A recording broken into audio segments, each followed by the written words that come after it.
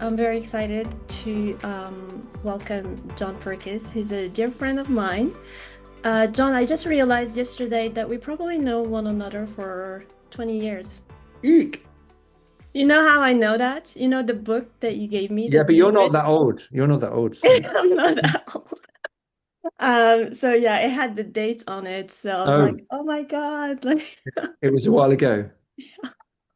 Oh dear. and yeah, there's so much has happened. And even back then, when I used to live in London, we organized an event for you for one I of your remember books that. I at remember City that. University, which is amazing. So And I'm we ended really, up, I don't know if you remember, we didn't have any boxes, so we ended up with a big sack of books, like Santa Claus. It was mad. oh well, good memories. So I'm very honored that you're here today to present your new book, The Power of Moving On, which is a book that I'm still currently reading. It was my objective to finish it today, but I'm toward the end, and it's so good. Like sometimes I go back to reread the pages, and I thought the stories that you share are so powerful. And by the way, Stone, who just joined now, hi Stone. Hello, Uh, Stone. Right. So, Stone, in our Wednesday sessions lately, we've been discussing manifesting and mind, body. So, I'm really thrilled that you're going to be talking about that and giving like specific exercises that we Yes. can do on a daily. Yes. So, John, I'll let you introduce yourself. Yes, certainly. Yeah. So, yeah, well, thank you very much for inviting me, Safa. I didn't realize we'd known each other that long. So this new book was published 2 weeks ago. I've been working on this topic for a long time, and you'll see why I've been working on it. So what I'd like to do is just talk you through some slides. Um, there won't be a death by PowerPoint. It will be just illustration. And then I would like to, if you have any questions or comments, please just pitch in straight away. Okay, don't wait till the end. So right, so I'll just talk through, and if you want to say anything or ask a question, just dive in. Okay, is that right? So the book's called The Power of Moving On, and that raises the question: what are we moving from and to? Right. So I'll talk you through that. And here we go. So this is just by way of background. By the way, do many of you work as consultants or anything like that, advisors? Okay, a few people, right. So I'm kind of from that background a while ago. So briefly, I studied economics. I worked in banking and strategy consulting. Then I went to INSEAD. Then I worked in a startup in financial software. Then I worked in sales and marketing. So that was UK, Belgium, France mainly. And then I worked in executive search. So I used to recruit chief executives, chief financial officers, board members. So very mainstream background from a certain point of view with a certain amount of consulting. And certainly people from INSEAD, I mean, loads of people went into consulting from INSEAD. Um, so that's, and quite, when I last asked, a quarter of the INSEAD alumni in Britain are self-employed consultants. So I'm familiar with that world. So next step, if I can get this to work. Right. So these are books. Uh, I decided when I was at Cambridge that I wasn't going to write any books, and the fifth one has just been published. So I started writing books to help people, and then it just grew and grew. So the latest one is The Power of Moving on the right. So I started off with how to be headhunted because I was trying to help people who I met through my work recruiting people. And then I realized most people don't get headhunted, but they still have to build their brand. So we wrote, a colleague and I wrote Brand You, then The Power of Letting Go. Then it got translated. So this is Hindi, Spanish. And then there's a workbook. And then the new book's called The Power of Moving On. And there's another book. Book six is already downloading. So when I wake up in the morning or in the middle of the day, an idea for book six downloads. So it's kind of writing itself. So this is the point of the story, right? So I'm just going to talk you through what I endeavor to do is write books which are really helpful using my story as the narrative to connect it. So you might have heard of narrative nonfiction. So it's telling a story, but there's a point to it. So when I was at school, I grew up in Leicester. I went to a state school, which you'd call a lycée probably.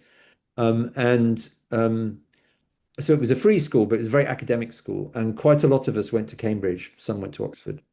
And but when I was growing up, the message I got was if you're intelligent and hardworking, you're going to have a good life, right? Did anybody else grow up with that idea? You need to be intelligent and hardworking, right? Okay. So that was the idea, right? And so I ended up at Cambridge and I was studying economics. So this is the college. You might recognize the bridge on the right. Lots of people photograph that bridge. And so that was fine. And then I worked in banking and management consultancy. And then I went to INSEAD, which you may have heard of. And yeah, partly because I studied economics, I worked in banking, I already spoke French. Anyway, I ended up winning first prize at INSEAD, right? So on the outside, everything looked perfect, and I remember sitting in my room and McKinsey would called me up and said, "Why are you not at our presentation?" And I said, "I don't want to be a management consultant." So, so the situation I got into is I'd worked in investment banking and management consulting, but I didn't want that lifestyle. And I wanted to work in either executive search, so headhunting, or investment management. But then after I graduated, I really, oh, by the way, this is a French gentleman. I think he's INSEAD's first Nobel Prize winner. So they're very happy about him. You might know him. And so what happened is I won first prize, and then within 3 months of INSEAD, I was suicidally depressed. So I went to see several psychiatrists, and they went through their flowchart, and they said, "You have clinical depression. So here's some medication, here's some therapy," and a couple of them suggested electric shock therapy on my brain, right? So and then what happened is I became suicidal, and Safa might recognize this. This is the Victoria Tower in South Kensington, and Sonny might recommend. It's in the middle of Imperial College. And one afternoon in January, February, I thought, well, I'll climb up the tower and I'll jump off the top.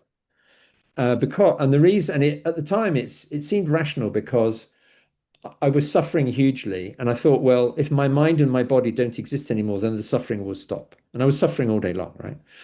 So that's an extreme case, but lots of people feel stuck at some point, right? That they get stuck in their relationships, or they get stuck in their health, or in business, or in finances. A lot of us get stuck.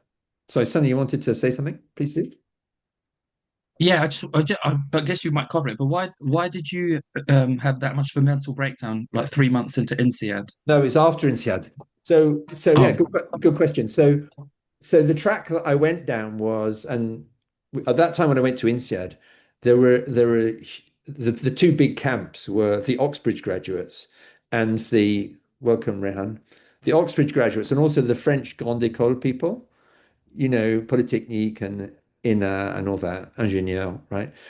And so that education, like economics, banking, consulting, INSEAD, I became more and more analytical, right? And that was like my success formula at the time. And I don't know if you've had this experience. If you're in the habit of analyzing, when things aren't working, you start analyzing yourself, right? And what I realized was that people who work in investment management or in executive search, which is what I want to do, they need really strong intuition, right? I mean, I've done lots of recruiting since then because I found the solution. But if you're looking for things to invest in, or if you're looking for the right candidate, you need intuition.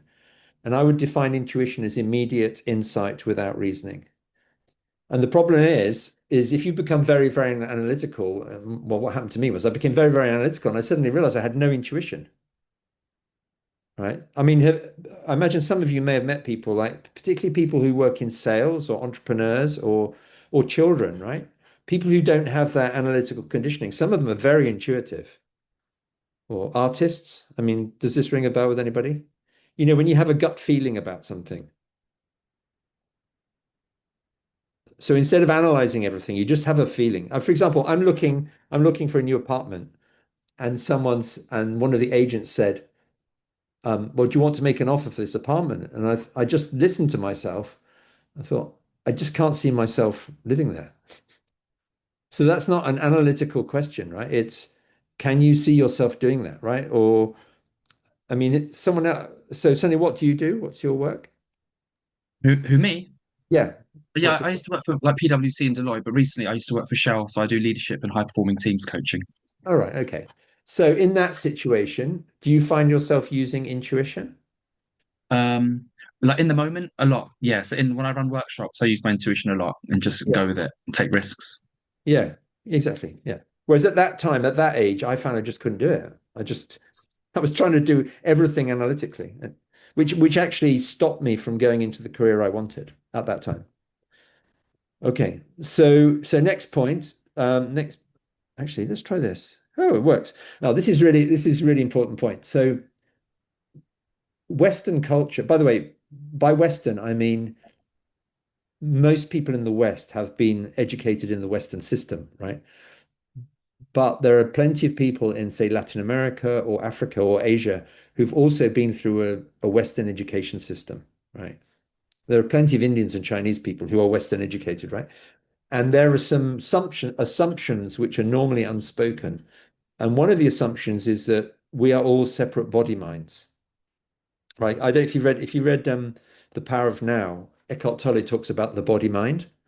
So there's this idea that we're a mind inside a body and we're going around and we're trying to get what we want and avoid what we don't want. And we're all separate, right? And then the second assumption is that the world is governed by Newtonian physics. You know the idea, it's a 1687. So basically, if you apply a force to an object, the outcome is highly predictable in Newtonian physics, right? If you apply a certain force in a certain direction, you know pretty much what's going to happen, right? And this is, if you're ever in Cambridge, this is a fantastic thing to go and see. And you can see it free of charge. This is Isaac Newton's Principia Mathematica, and this is the beginning of Newtonian physics and therefore engineering. And it's great. It's in Latin, and all his corrections, he hand corrected it. That's his first copy. So does this ring a bell? If have you ever heard someone say sales is a numbers game, right? Or it's a numbers game, you know. So that assumes that the probability of success is fixed, right? That if I just knock on enough doors, or if I just send enough proposals, or if I just whatever, then I'm going to get a certain result. Is anybody familiar with this? Yeah, I mean that, and the corporate world, there's a lot of this, right? Uh, I worked in insurance for a while, and my colleague was saying what they used to do was they used to get people to knock on 100 doors. And then when the person opened the door, they had to say, "You don't want any insurance today, do you?" And then a certain percentage of people would say, "Well, actually, I do want some insurance." And that's how they train them, right? But that's how we've been conditioned. And I don't believe it. I think it's a very strong assumption. Those are two very strong assumptions, which we've grown up with. And when we go beyond those assumptions, great things happen. I mean, they're true to a certain extent, but it's an incomplete theory. Okay, so this is the principle of the book. So it's time to move on from the mind. So we've been talking about the mind, analysis, to the intelligence that's running the cosmos, right? So hands up here, anyone who was brought up in Christianity or Islam or Judaism, all right? So if you've had at least what's called the Abrahamic religions, and I had 10 years of Christianity, right?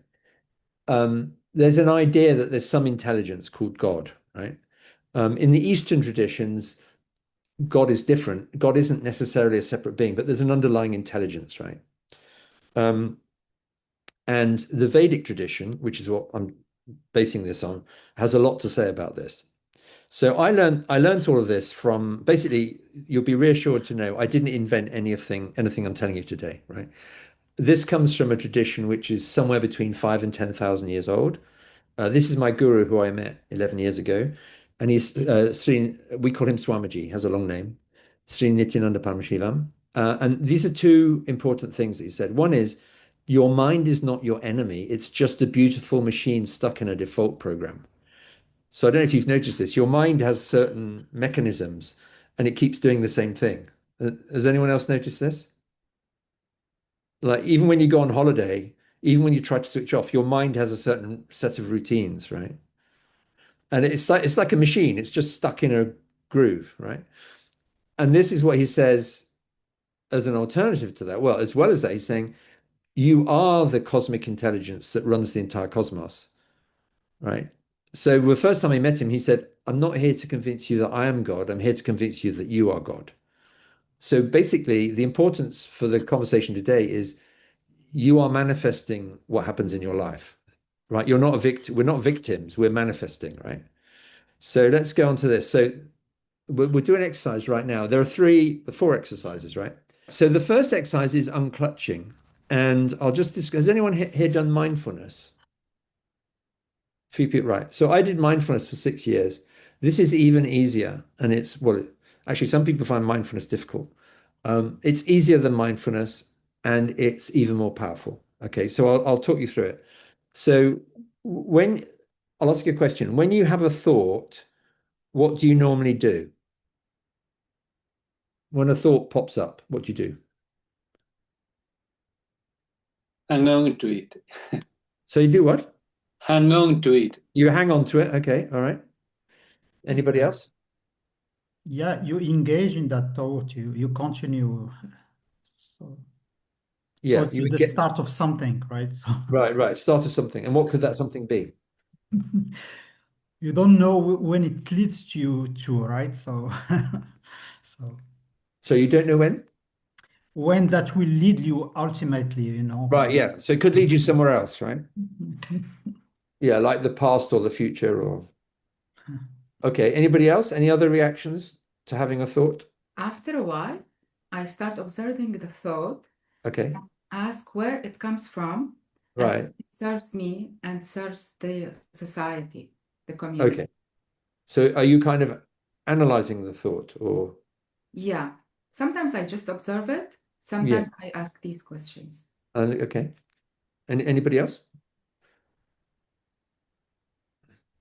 Okay, so that's a good start. So what most of us do when we have a thought, we engage with the thought in some way. Like we might kind of think about, reflect on it, and then we have another thought and another thought, another thought.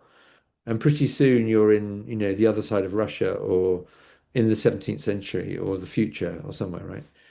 Um, some people suppress the thought, like this thought is painful, so they suppress it. By the way, British men are probably world champions at that, suppression, you know. And another British thing to do is make a joke about it. So you have a painful thought, and it's so painful you make a joke about it to try and take the pain away. But can you see though what we're doing is we're all making a decision to engage with the thought. Most of us are unconsciously making the decision. And the worst one is road rage, right? Someone has an angry thought, so they get angry and they hit somebody, right? But can you see they're all examples of engaging with the thought? But there's a different choice that you can make. You can choose not to engage with the thought. So here's an example. We can do this now is when a thought comes up, you just choose not to engage with it. You just unclutch like a car. Like you just what do you l'engrenage? It's the opposite. So you unclutch instead of and you just disengage, right?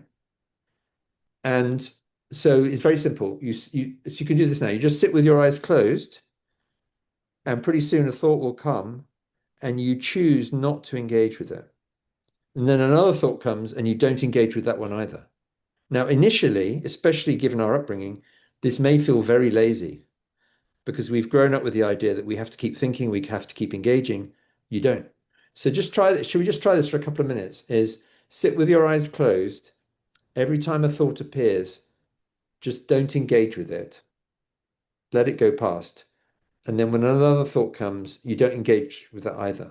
And it's called unclutching. You just unclutch continuously. Let's just do that for a couple of minutes.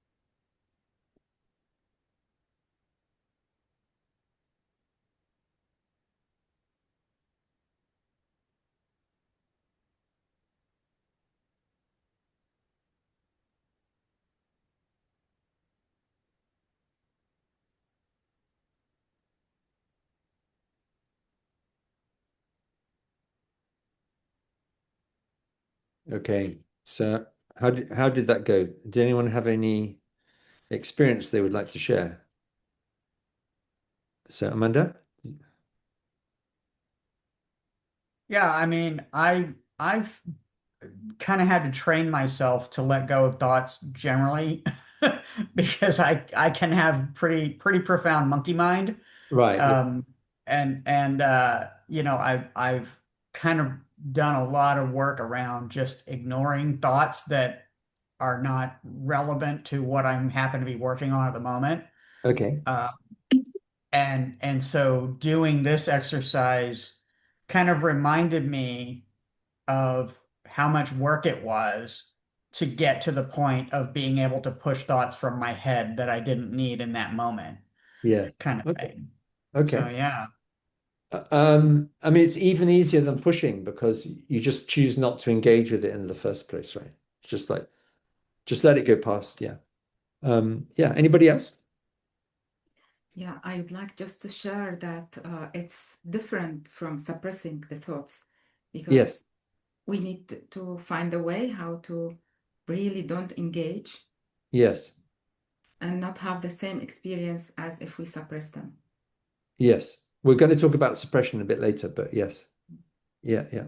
Yeah, Because it, I will add that no matter how small the thought is, you have to let it go Yeah. Yeah. because they keep coming, and you might well get engaged in something that is not important at all. No, you have Yeah. to let go everything. Yeah. Well, that's what we're doing. I mean, it's a personal choice, right? Hmm. Well, when we become aware that we're making that choice, it gets easier because you say, okay, here's the thought. Am I going to engage or not? Right? Okay. Anybody else? Yes, in my case, in the beginning, so I have a couple of thoughts, normal ones. So I stop engaging on them, and then, so yeah, I was not thinking about anything. But then some couple of other thoughts came in.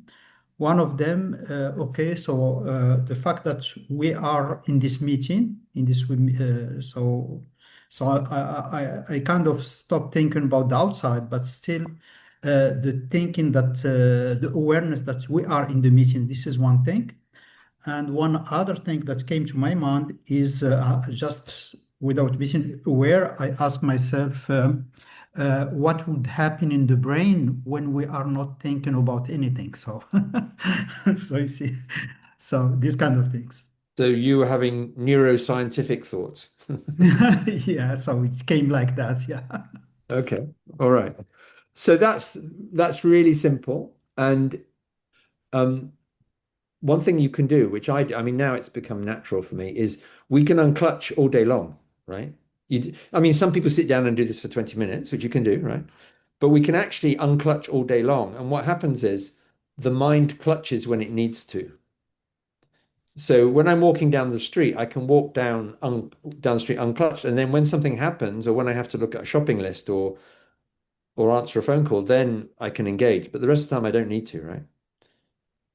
And it's profound because that consciousness. So a lot of people who've been Western educated, did you have that feeling there's like an empty space and the thoughts appear and then they disappear, but they're appearing in this space, right? That consciousness, a lot of people in the West in particular, they assume that it is passive, but it's not. It's actually the source of everything. So that's the pure consciousness in which the thoughts are coming up. So does anyone here do transcendental meditation or anything like that? Mhm. So Hanan, you said, yeah, right, Alfredo, have you had that experience? So transcendental meditation, you have a mantra, right? And at some point, your mind goes empty and there's just consciousness, but ideas pop up, right? Sometimes. Have you ever had that, Alfredo? Yes. Like a solution comes or a creative idea comes sometimes. It can happen during mindfulness, right? But the point is that consciousness, what the Vedic tradition is saying, when Swamiji is representing the Vedic tradition, is that consciousness is the source of everything. It's not some passive, it's not some passive brain state, right? So let's go on to the next thing. So now the first step was unclutching, right? So in the book, the first step is unclutching. The second step is about pain patterns running your life. So what I'm going to show you is that there are 5 or 6 pain patterns running your life. We'll come on to that, right? So has anybody here, if I can get this to right, does anybody here, is anybody here aware of any painful thought that they keep having, or any belief that they keep having, particularly about themselves or other people or the world? Hanan, you're muted, but you said, of course, I think. Yeah, I said, of course. Of course, Yeah. from time to time, according to the topics that I'm solving, there are some painful thoughts. Shall I mention one? Yeah, if you want to, yeah. The thing that mostly I would change, or I would have changed if I could, is spending more conscious time with my daughters. So I spent a lot of time with them earlier, but it wasn't the conscious being that I can provide them today. So this is where I feel the pain. Okay, and so there'll be some kind of belief or cognition about yourself or other people or the world, or Yeah. it feels painful, okay, but what's the belief that makes it painful?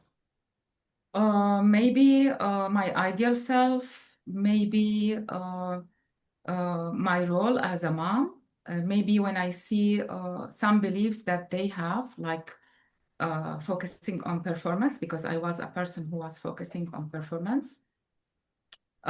So I wish they see the other options that we have in life, that it is not linked only on performance. Okay. So how do you feel about yourself when you have this conversation in your head? Oh, I suppress it. Yeah. This one, but I tell myself that time I did my best because I Right. didn't know about the other. So I don't blame myself, but I feel the pain. Right. So what is it? Is it like guilt, or is it regret, or is it Yeah, regret. regret? Okay. There is still some guilt, but not like it was before. It's like a residue. Yeah. Yeah. So I'm not Okay. blaming myself anymore. Okay. So right. But then you say I did my best. That time I did my best. Okay. All right. This is the way I saw the world. The beliefs that I had that time, I did Yeah. them Yeah. Okay. excellently. Okay. Yeah. So okay, but there's still somewhere underneath that there's a pain pattern about guilt or regret or something. Yeah. Yeah. Right. Okay. All right. Anybody else? Did anybody else see any pain patterns of any sort? Yes, for me, yeah, daily is more suffering of people around the world. So Right. in different areas. So yeah, Right. so and I do feel some kind of guilt for not doing more because I Right. think I need to do more. Right. And yeah, so this is that keeps coming every day, yeah, for sure. Yeah. Okay. And so what's your belief about yourself or about the world? Yeah, the word that keeps coming is injustice, injustice. Yeah, it's Uh, unjust. Yeah. yeah, uh, yeah. So Unjust. and we are living in a crazy world. I mean, yeah. Yeah. So this is Yeah. Okay. So, all right. But do you have a pattern about yourself, a belief about yourself in response to this? uh, yeah. I mean, the idea. One thing is that yeah, I have a clear idea what's happening in the world in general, but. On one thing, I still think I can do my part, Yeah.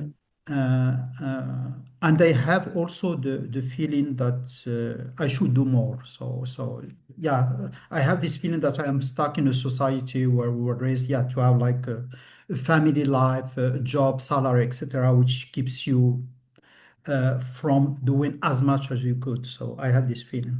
Feeling of being stuck. Yeah. Mm. Okay. All right. Okay. And anybody else? Any other pain patterns? Yes, Like, yes, Karen. Yeah. I will define it anxiety. I work Oh, for more than anxiety. yes, I work for more than 20 years in corporations, in marketing, sales, and general management, doing strategic planning, thus Yeah. forecasting. So I Yeah. got this habit of forecasting and trying to control results. I was Yes. always evaluated by results. So I became an entrepreneur, and I still trying to control results. Yeah. And when that arises, I become aware of that. Yeah. And Yeah. I recognize the anxiety. I try not to judge it, but to come Yeah. into terms with it. Right. Right. And once I come into terms with it, it's kind of a dialogue. I have an internal Right. dialogue with my anxiety, Yes. Yes. and I try to focus in the here and now Yeah. Yeah. instead of being in the future. Yeah. Yeah. That Uh, that that rings a that's, bell for me. yeah, that's how I let it go.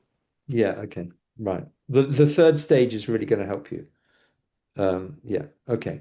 So I'll just show you mine. I mean, this is so the reason I connected with Swamiji 11 years ago. So after I was ill, I started my journey looking for a solution, right? So I did a thing called Landmark Forum. Has anyone done that? No. Yeah. Annie, I think have you arrived recently? Nice to see you. Um, so I did Sorry, Landmark I've Forum. been here and just haven't done it. I went to, on Tuesday, I think, once a week, once a month, they allow the friends and family to visit. Oh, you went to one of those. Yeah, I've yeah. done that, but I'm familiar with it. I've done a couple of their programs a long time ago, but I did that and I saw Tony Robbins in London and somewhere in the US, and I tried all these different things because I was trying to manifest a balanced life, that was all. And it was so difficult because in banking and consulting, it was like all consuming. And then I just and by that time I was running my own business, but I was really struggling, right? And I tried visualization, I tried, like vision boards, I tried affirmations. I remember when the law of attraction came along, I remember discussing it with Safa. And so there was all of that, right? Has anyone read any of the law of attraction type books? Okay, a few of us, right? So the point is that these things are all valuable, but they're incomplete, right? There's a piece missing. And the best analogy is, well, one analogy is software, right? So the way Swamiji explains it is, and I put this in the book, is that there are 5 or 6 patterns running your life like software, right? So let's take, I'll tell you mine, and then you can tell me if any of them ring a bell, because everyone has a different combination, right? But let me just show you mine, and we'll go from there. 5 or 6 pain patterns are running your life. So the principle is that when until we're 2 years old, we don't have vocabulary, right? When we're 2, we have vocabulary, right? We learn to speak, which means that we start to formulate beliefs. And by the age of 7, we've formulated the beliefs that run our lives, the pain patterns, right? So I'll give you an example. Because that's my background, I ended up putting them in a spreadsheet, right? And it's quite useful to get it all written down. So if you look at this, when I was 3, my mother made me have my hair cut. And I wanted to play and have fun. And instead, she put me in a chair. I had to have my hair cut. And I kicked and screamed so much that the barber cut himself. And then my mum had to cut our hair for the next 10 years, right? So can you see, I came to 2 conclusions. One was I'm a powerless victim. And the other one is life doesn't give me what I want. Does this make sense? Right. The next one I found was when I was 5 years old. So this is, I don't know if you recognize my accent. This is the accent that the BBC has traditionally sold abroad, right? When I was a child, nearly everybody on the BBC spoke like this. Now they have regional accents, right? But when I was a child, certainly the newsreaders and most of the television presenters spoke like this, right? So, And I went to school in Leicester, which is, as you may know, well, two of you at least will know where it is. It's like an hour and a half north of Leicester, but the accent is different. They talk about sitting on the grass, going to the classroom. It's different, right? So when I went to school thinking I'm going to make friends, I'm going to have a good time. And instead, they laughed at my accent. And one of them said I was a bloody nutter. So can you see? I'm a powerless victim. I can't do anything about this. I think I'm going to make friends, but life isn't giving me what I want. I conclude that I'm unacceptable and it's not fair, right? So can you see? I now have, like software, I have now 4 negative beliefs running my life. And then the third one is when I'm 6 years old, this man comes to our school and we do a colorblindness test. And he says, "You're colorblind, so you can't fly airplanes, you can't join the army." And I'm really upset. So can you see? I've now got 6. I'm a powerless victim. I mean, this colorblindness is genetic, right? Can't change it. Life doesn't give me what I want. I'm unacceptable. The army won't take me. It's not fair. This is my first experience of failure, and it's impossible for me to fly airplanes. So can you see how it builds up? It's interesting, John, that you're using Excel sheets to do this exercise. That's just me. That's just me. I didn't learn that from any guru. So most gurus do not work with Excel spreadsheets, but I just find it's very helpful. Like I encourage you to start doing this, and that's what the book explains is I think maybe you've got a flavor now that certain patterns are running your life, right? You have certain beliefs which are not helping. And a good way to do it is just to sit quietly early in the morning or late at night and with a blank sheet of paper and just write down all the negative stuff that comes up. And it could be negative experiences, it could be beliefs, conclusions, anything. And what you'll see is you'll start to see your patterns. It sounds like some of you, for example, Hanan, you've already started seeing them, right? And eventually, well, if you keep digging away, it starts to become clearer and clearer. Does anybody else have any questions or comments or? Up until what age should It be? goes up until 7. Well, if you're starting now, you may find, oh, I had a painful experience when I was 40, whatever. And it's great to investigate that, but that painful experience will be based on something much earlier. So that's where we're going to. And if you think about it in terms of software, most of us are trying to manifest something in our lives. And the way Swamiji describes it is you don't manifest your desires, you manifest your beliefs. So if you believe all this stuff, which I used to believe, that's what you manifest. So for example, if you don't have enough money or you don't have, let's imagine you have a belief, life doesn't give me what I want. That makes it very difficult to manifest more money. When I lived in Paris, actually, the phrase I heard very often was "c'est pas possible." I heard that so many times. Does that ring a bell with anybody? Monet, what do you think? I heard this I hear this all the time. Exactly, like I want to change my flight, or I want a loaf of bread, or I want to. It's the norm. Exactly. It's surprising when someone says, "Oh, sure, it's possible. Let's do Exactly. that." That's what we're like, something is off Yeah, here. something is wrong here. Yeah. Or the other one I really liked about being in France is they said there was a crise, and I said, well, okay, so when did this crise start? It's like it's perpetual. But Britain's the same. Britain has patterns, But actually, the way he explains it is we've got patterns, but then our families have patterns, and then the country has patterns, right? So it's layers and layers and layers, right? Okay, so what do we do about this? Does this make sense so far? Is this clear? Right. So Yes. these beliefs become reality. So if you're trying to manifest something like more money, more clients, better health, this has a massive effect on your health, relationships. These patterns are running your life, right? And you can identify them. Right. Now, the question is, what do you do? Oh, but this is me. So I went on a 1 month program in California last year, and this is me on Venice Beach after doing the program. Because I found all my patterns and I was feeling good about it. Apparently, you're not supposed to wear that kind of clothing on Venice Beach, but it was cold. I was gonna ask about that. Like, Yeah, you don't wear sports jacket and shiny shoes on Venice Beach. Only me. And it was March. So anyway.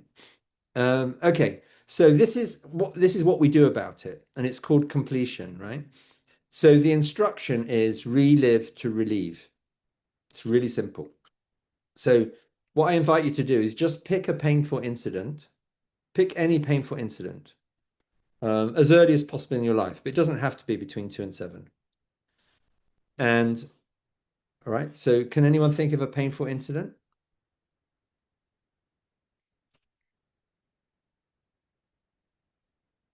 Is that all right? Has anybody drawn a complete blank? No idea of any painful incident. Oh, all right. Pick a recent one. It could be emotional pain, psychological pain, physical pain. Yeah. So what happens is when these painful incidents occur, then well, let's take someone else as an example. If you just provide your own examples, if something, uh, just pick any painful experience. I think for me it was my dad died when I was young. Okay. So how old were you? I was 8. 8. All right. Okay. So, uh, how did you feel? Um, well, I mean, to be honest, I think 8 is still quite young to process what's going on, and I was surrounded by quite a supportive family, Yeah. very big extended family. So we're sort of quite cushioned to the whole thing. Um, and I had a very strong. I mean, I've got a very strong mother as well. Yeah. She kind of, I think her strength kind of pulled us through. But I mean, a lot of what you're talking kind of resonates. But I think in one way, because of that, because of like this sort of early, sort of a shock to the system, and also having this sort of support, I think we're quite resilient in a way. I've Yeah. got a very very positive sort of outlook to the world, Yeah. and I'm sort of I don't think things phase me. Sort of like the worst can happen, and sort of I seem to have sort of quite good resilience to things. Yes. Okay. But how did you feel when it happened? I mean, I actually remember. I remember sort of we were abroad at that point. We were living abroad in Pakistan for a few years, Hmm. and basically I remember my mom crying. But we were kind of it was cushioned. I mean, the family sort of told us literally that he's not feeling well, and then slowly, kind of when they revealed it, by that time, I think there was enough people around us to kind of cushion us. So I don't remember sort of feeling sort of broken or in pain or anything like that. Okay. I mean, as I said, we lived in a very, very large extended family. So we were just out in the streets all the time, just playing.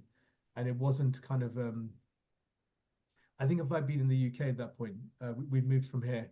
And if I'd been here, then I think it would have been more, it probably would have affected me a lot more because then there would have been a very small kind of nuclear family. Yeah, I understand. Okay. So what we're looking for is, but was it a painful incident though for you? Yeah, I mean, I was close to dad. So I did sort of, yeah, I definitely felt his loss and the pain and, you know, but I think there's a lot of confusion as well about sort of the implications of it. About The implications of it. Oh, Um, okay. yeah, I think I mean 8, you realize what's happening, but you're still kind of too young to kind of. I mean, for me anyway. I mean, I was too young to kind of process those emotions. Right.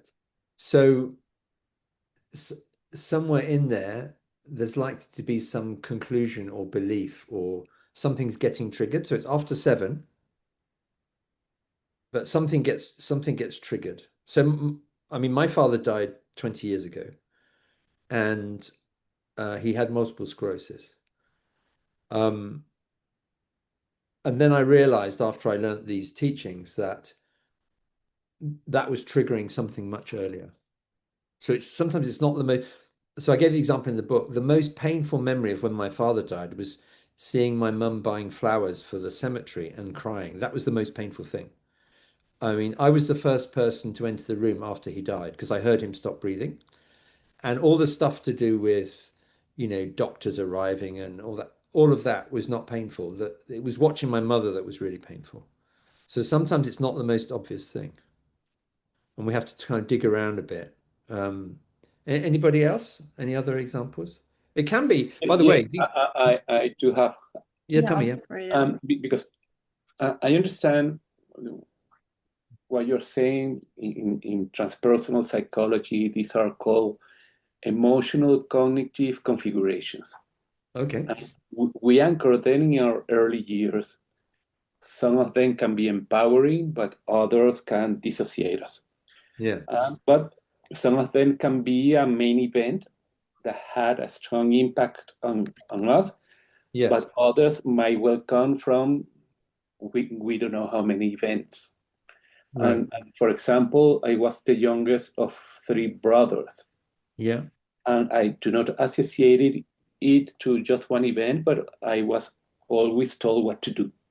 Right. Yeah. So Right. that in one sense negatively impacted me. Yeah. And I became a little bit more rebel and so on. But Yeah. I cannot identify a main event. There were Okay. many instances that when that happened, and that Okay. also might dissociate us in that sense. That's what I wanted to share. Understand. Yeah. So it doesn't have to be one event. So when you were told what to do, how did you feel? Being imposed on, Imposed. Okay. not being free, Right. Yeah. and um, I don't know how to express it. I mean, I will say that, and not being able to do what I wanted, Right. and kind of in a how you call it, straitjacket. Right. Okay. Can you see the theme that's coming? Right. Yes. So in within all of this, you have these 5 or 6 patterns running your life, and then there's a thing called a root pattern. And the root pattern is a combination of your inner image and your world image or life image. So I won't mess around with the chart, but my root pattern, it's redundant now, but it was I'm a powerless victim, which is my inner image, right? And life doesn't give me what I want, right? And so if you look inwards, it sounds like you're getting quite close to it. You're saying, I can't do what I want. I'm in a straitjacket. I'm not free. So these are conclusions about yourself and the world, right? So can you see if you have that belief and it remains like stored in your body, because these things do get stored in our bodies, it basically will carry on running your life for decades.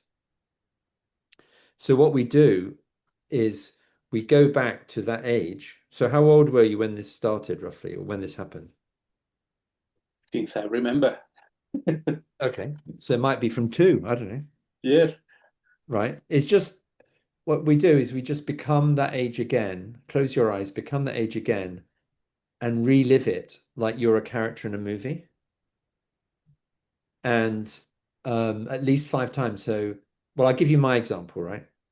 Because and you can do yours, but my example would be I'm 3 years old and my mother takes me to the barber's and I want to play, but she puts me in a chair, she makes me have my hair cut.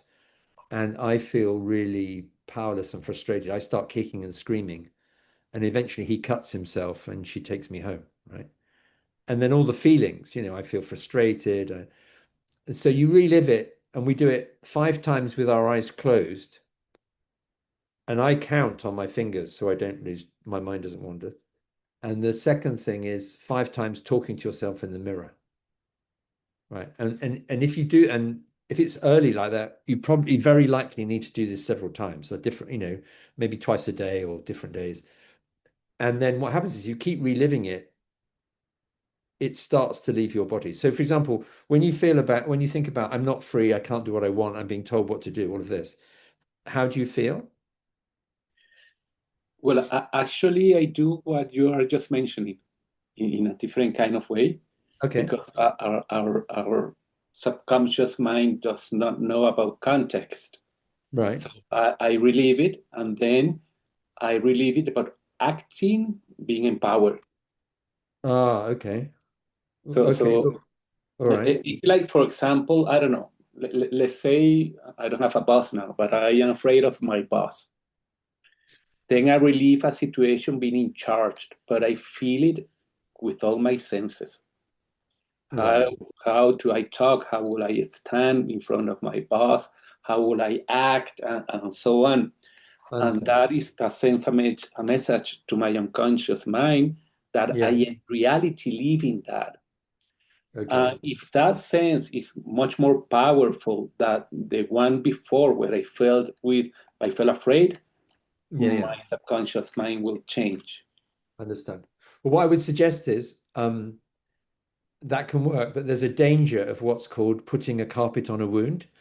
So you Mm-hmm. have this nice carpet, a nice, beautiful, Yeah, expensive I get it. carpet, I get it. right? Yes. And underneath, you've still got a festering wound that's getting in, that's infected, right? Okay. So it's great to see yourself as powerful and all of that. That's great. But it's really helpful to remove all the negative stuff underneath. Okay. So, I mean, you're already doing some of this. Is there anybody else who has a painful memory?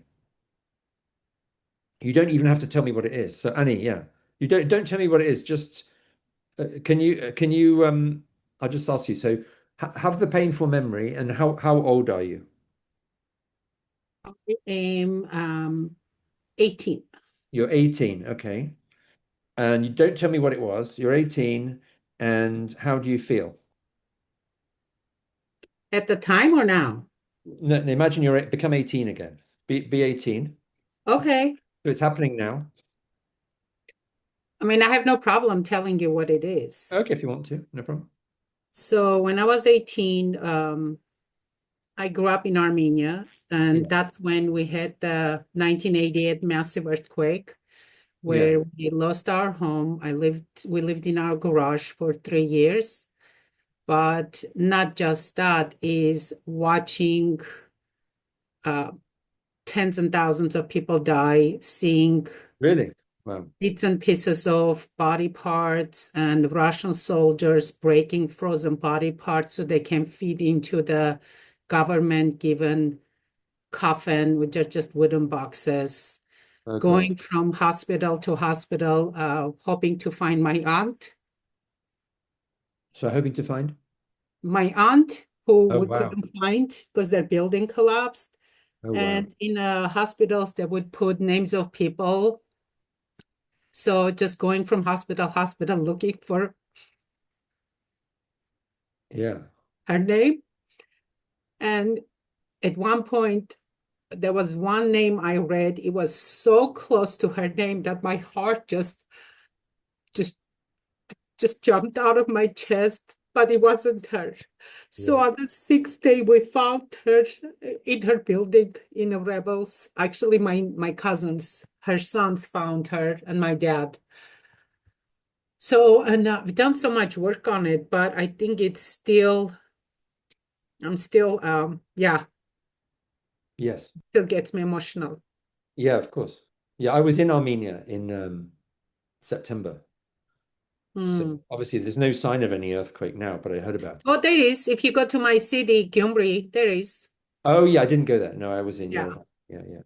They Wow. fixed up Yerevan pretty nice and the center of Gyumri. Yeah, But yeah. no, there is. Wow. Okay. So, well, let's not do that on the.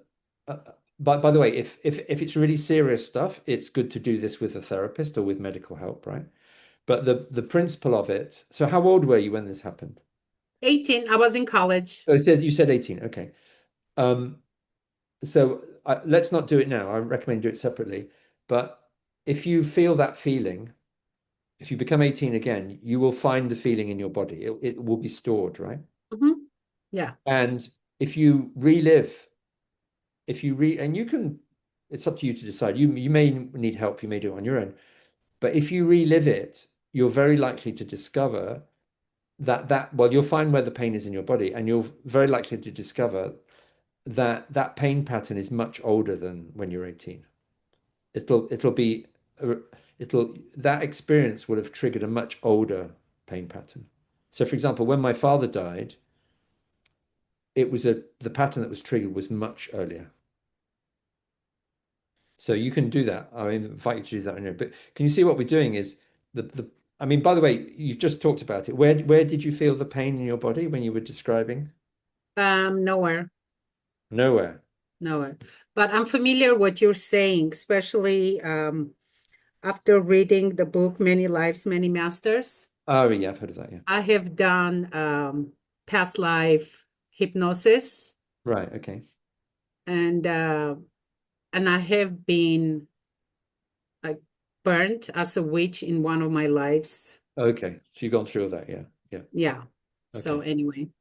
So if you do this exercise in your own time, with or without help, as you see fit, what happens is it comes out, and the more you relive, the more it comes out.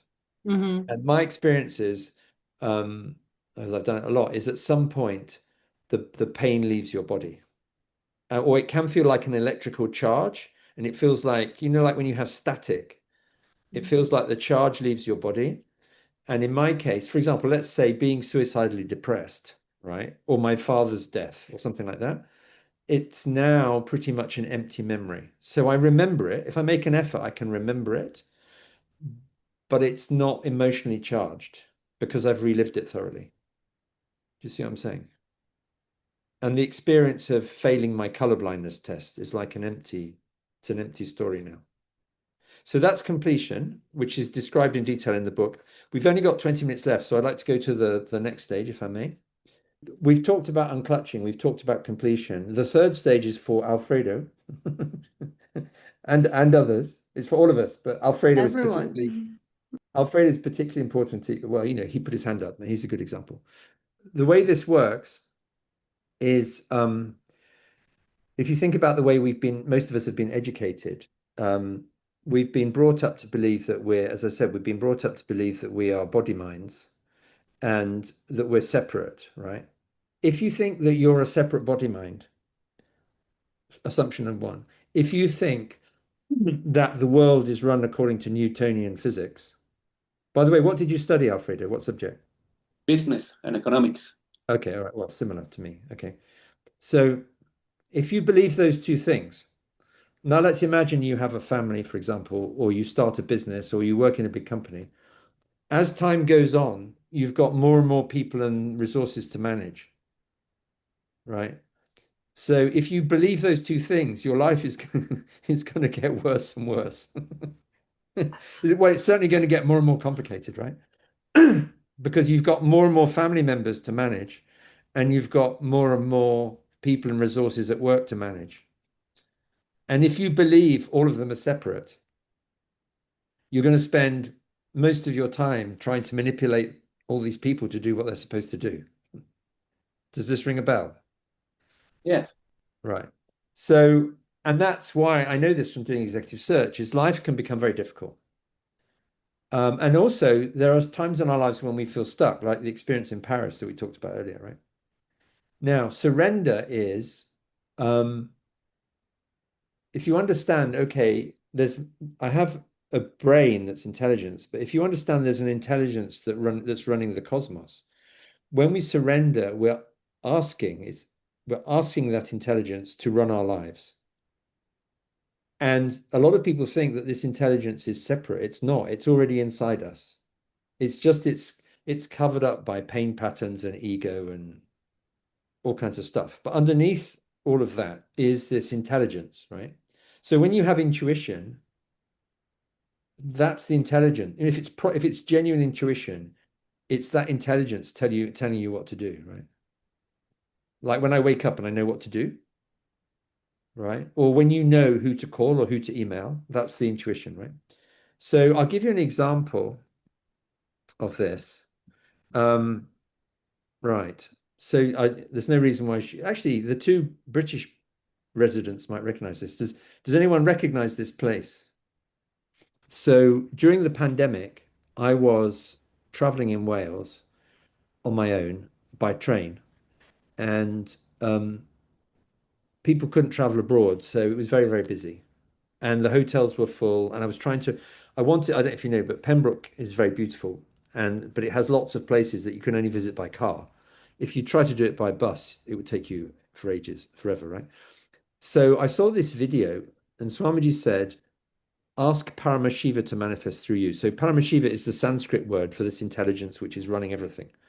So I thought, well, I'll try that, right? So by the way, I'm encouraging you, don't believe me, just try all this stuff for yourself, right? So I knew I need to rent a car. So I called the car rental companies like Hertz and Avis and all these people and said, I want to rent a car. And they said, no, it's all booked out. And I thought, well, this is terrible because I've got time. I want to travel around and I've got no vehicle. And I said, okay, right, Paramashiva, please manifest through me. Right. And I suddenly had this idea. I called back and said, well, everyone's booked. Do you have any other ideas? And the lady in the car rental company said, well, I have a friend down the road and she has like an independent car rental company. So you could go and talk to her. So I walked what it was, a mile to this place. And they said, yeah, we don't have cars, but we have vans. And from memory, this van was 8-seater van. Oh, wow, it's entering. It was an 8-seater van and it was diesel and it was half as much as hiring a car. So I got this 8-seater van. And so I traveled around, and it's diesel, so it's very cheap, right? So I'm traveling around, and then I arrived in it's a very pretty town, which is a medieval town, and I wanted to stay there for the night, and I also wanted to wash my clothes. And I realized when I arrived in this town, it had tiny streets, and I'm thinking, how am I going to park this van? And I kept saying, Paramashiva, please manifest through me. So basically, I'm asking the intelligence that runs the cosmos to run my life, right? Instead of thinking all the time, analyzing all the time, worrying all the time. And as I get near this Airbnb, it's about 5 o'clock, and there are these men, builders, and one of them, I stop. A man walks across the road, and he said, we're going home for the night. You can have our parking space. Right. So this truck leaves, and I park my truck in their parking space. Right. So that's that problem solved. And then I walk to the Airbnb, and guess what? There's a laundromat next door to the Airbnb. So do you get the idea? Is instead of constantly analyzing and predicting and worrying and manipulating, if you surrender and you let go, it's letting go, right? You're asking the intelligence that runs the cosmos to run your life, to run your business. There are these incredible coincidences that just keep happening. Like I had several this morning. Do you know, Safa, I don't think I told you, Safa, you said, can we have a photo of the books? Yeah. Right. I've shown you the photo of the books. What happened was someone had said, I want to meet you for coffee. And I said, he suggested the place. And I said, that's great. That's opposite the Leica store, the camera store. And I want to go and test a new camera. Then Safa said, oh, we need a photo of the books. So I took the photo in the Leica store, which was opposite where I had coffee.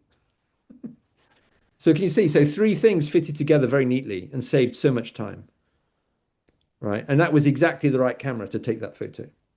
So you can see you can basically live your whole life this way instead of worrying and agonizing. And back to Alfredo's example, if you teach this to other people in your organization, it makes it very easy to run an organization because everyone's following the same intelligence and it's tailored to them. So I don't need to, for example, when we did the book launch 2 weeks ago, I got stuck in traffic. When I arrived at the book launch, everyone was doing their jobs and I gave virtually no instructions. Everyone was setting up, sorting out the food. It was just all happening automatically. All I had to decide was where you're going to put the screen for the projector, for the slides. That was it. So anyway, I encourage you to Can we do try that in all areas of life? Yeah, everything. Especially like in business and work where Definitely. And in my case, it's gone in stages. So I learned to do it in business because I had to, because my business wasn't working.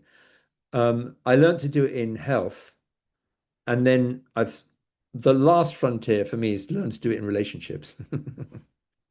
right? But you can run your whole life that. And business, to me, business is one of the more obvious ones. But do you have a particular situation? No, I was just thinking about years and years ago. I can't remember when exactly you told me that you sort of cleared completely your calendar and you Oh, I only still had do like a that. few slots. So I was like, oh my God, like this is like so up. Knowing you as an investor, you're an angel investor, you're an Well, I used to do that, entrepreneur, yeah. a consultant. And I was like, how is that possible? Like for someone who has so many hats, No, well, not to I'm have not. like a busy schedule and a busy calendar with like time slots and color, coding Yeah. appointments and so on. Well, the conditioning is a lot of business people feel they need to be busy, right? So they're telling you how busy they are, right? When we started doing but I find, I mean, back to all the books, right? Is I find the more empty I become, the better it goes. So I told the publisher, they said, can you tell us when you're free to do podcasts? And I said, I have 2 appointments in January, February, March. My diary's empty. And guess what? Loads of podcasts and seminars start appearing, right? So it's a way, basically you're creating space for new things to happen. A lot of us feel uncomfortable because we think we have to be busy all the time. Or we cling on to things that we don't really enjoy, but we cling on to them because we're afraid, right? So yeah, and certainly clearing out. I find if I live in, if I only have things around me that I enjoy or use, I feel good. If I have loads of clutter, I find that quite limiting.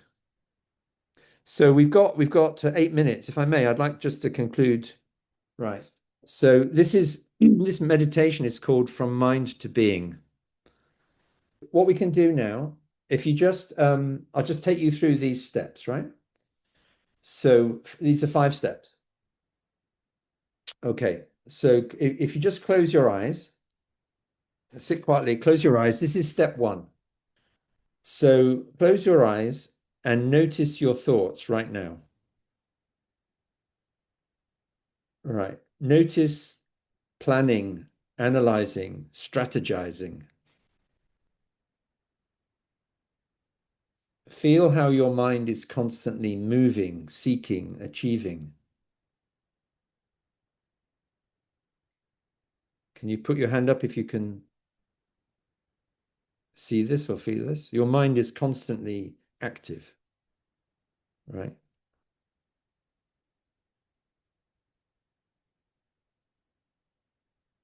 Even if the mind goes quiet, at some point we start thinking about the mind going quiet. So this is a cage, right? The mind is constantly doing this, right? So that's step 1. Step 2 is, so just keep your eyes closed. Step 2 is drop all effort. Stop trying to achieve anything. For the first time, just be. Let your shoulders relax. Release the tension in your jaw. Feel your body settling. You don't need to do anything. The mind's job is to achieve.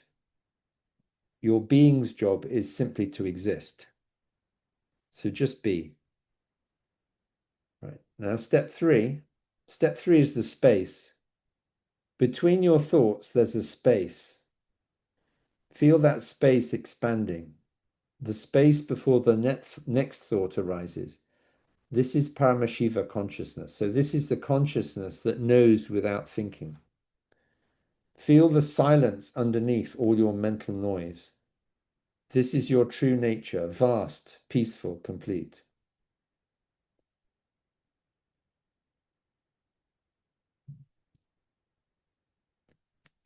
So now, just for 30 seconds, don't think. Just experience. Feel the aliveness in your hands. Feel your breath happening naturally. This is what you've been seeking through all your achievements. This is home. So this is who you really are.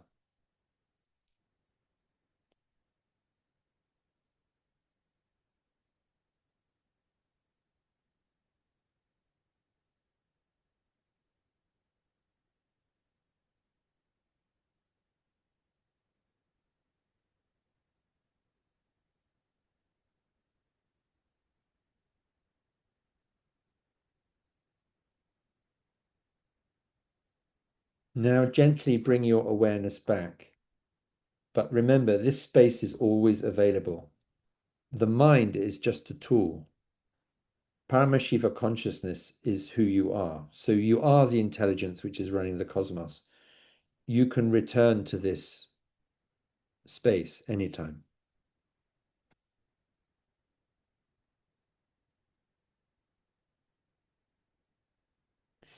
So how did that go?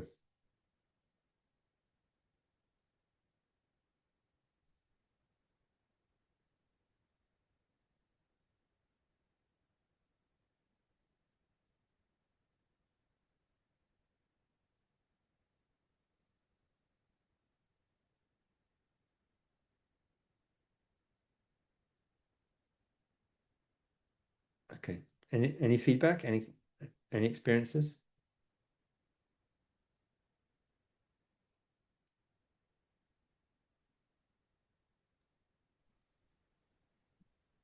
Alfredo? Relaxed. Oh, good. You see, the underlying idea is when Yes. we stop all the thoughts, there's something there which is running everything anyway, and we just need to tune into it, right? So just to conclude, can you? And John, this is compatible with, I mean, for religious people, I suppose that's compatible with all religions as well, because Yeah, yes, it's that same source, right? yeah, it's the same source. And the thing is, one way to look at religions is all religions have what you might call the mystical part, which is this direct experience, right? But religions also have rules and regulations, which we've all experienced, and they vary by religion. But this experience is common to all religions, right? It's the basis of everything. I don't know if you can see this, but I will. Here we are. Yes. There we are. So yeah, one thing which is an amazing experience is I've just, I write books to help people. So I just write the best book I can. We've got great editors, and then recently amazing things have been happening. I mean, since I produced this slide, I think there are now 8 reviews on Amazon. I mean, it's just amazing. It just came out, It right? came out, the book launch was yeah, so the book launch was, it came out 2 weeks ago. I heard about 2 or 3 days ago that someone had finished reading it, and there are already 8 reviews. Well, maybe more now. There are 8 reviews on Amazon. Most of the people I don't know. So that's an example of manifesting, right? And the idea And I is, found your book in Dubai, remember? oh, was it Yeah. in the bookshop with the Japanese name? Yeah, exactly. In Dubai Mall. In the Dubai Mall, yeah, exactly. So particularly those of you working in consulting, that you can see it happening is the idea is Dharma is if you pursue your purpose with the aim of helping other people, and you unclutch and you complete and you surrender, things start happening that I mean, I have no control over who stocks what books in Dubai. I don't control all these people writing reviews, right? I don't control the sales. So it kind of snowballs, and it's a blissful experience, right? So I'm going to end there. We've ended 1 minute early, so I'm feeling good about that. Are there any comments, questions, announcements? Well, we haven't heard from Stone, and Stone is connected from Australia. It must be like Ah, 2:33 a.m., something like that. Hi, Stone. Hey, good morning. It's good morning. 3:30 a.m. 3:30. Oh my Thank you for gosh. joining us. Yeah. And there's Awed. She said she will be looking forward to reading your book. She just read it in the chat. Okay, thank you. And Awed is based in London, so next time you do a talk there, Yeah, if I do a physical one, yeah. yeah, that'll be nice. I And have Mahmoud is connected. I think if I remember correctly, Mahmoud, we spoke ages ago, and back then you were in Lille, north of France. I'd like to make a comment or a question. I don't know what it is. Please, yeah.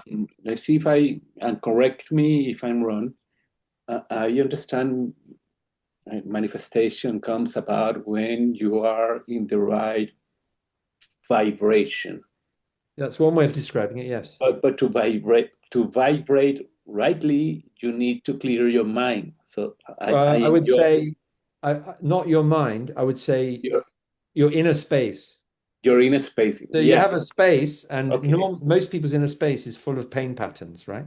Exactly. Okay. So if you clear that, yeah, I had this experience a year ago. If you clear out the pain patterns, what I found is my mind went very quiet and things started manifesting very easily. Yeah. Yeah. Well, pain patterns are also called like the underlying beliefs you Yes. have that go against what you want to manifest. Exactly. Yes. Okay. Yeah, I Yes. enjoy that. Thank Yes. you. By Great. the way, the Power of Letting Go has been selling in Spanish for years. It's called Déjalo Ir. Yes. And I think the same publisher is going to publish the new one. Okay. Great. Diana, you might know them. Yeah. Great. Okay. All right. Does that... Do we have any last questions? No, we're all good. Anyway, you guys can stay in touch with John Yeah. on LinkedIn. And thank you so much, John, for today's session. Well, thank you for inviting me, and thanks to everyone for participating. One last question, how often do you think we should do these exercises? I would just do them as much as you want. And then you'll start seeing results like unclutching, completion, surrender. The more you do, the better the results, right? Yeah. I mean, completion, for example, you can do it like every morning or every evening or both. And what I do is I very rarely feel bad, but if I feel agitated about something, then I sit and listen and I do completion. It's pretty rare now because I know I've got the Excel spreadsheet. I know what the game is, right? I'll borrow that from you. I'll do the same. All right. right. Thank you, Thanks, everyone, for everybody. joining today's session. Thank you, John. Thank you. Keep in touch. Stay well. Have a Bye-bye. great day. Thank Bye. you. Thank you. Bye-bye.